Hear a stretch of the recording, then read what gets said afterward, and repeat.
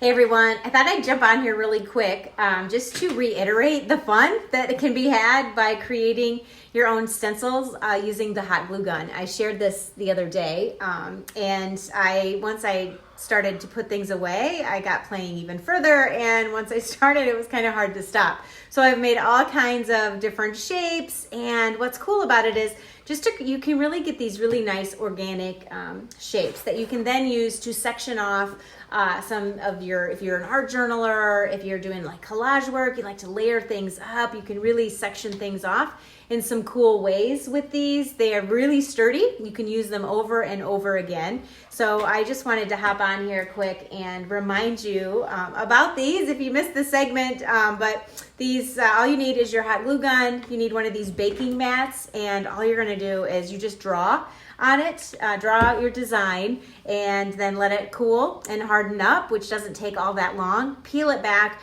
and it's ready to use. I also save back these little takeout containers. These are really nice to have. I put water in them. I have it sitting here, and then as I'm working with them, when I peel them off, I can throw them in the water bath, get them rinsed off, and then when I'm all done, empty the bath, wash off all my stencils, put them back in the container with the lid, and you have a great way to store them. So save any of those carry-out containers. There's some really nice ones that have nice fitting lids and so forth because they come in really handy for your art supplies. So just a quick little reminder to, if you haven't played around with these yet, get out your hot glue gun, get out your baking mat, and just sit down for a little while, draw out some designs. I think you too will have a lot of fun with it.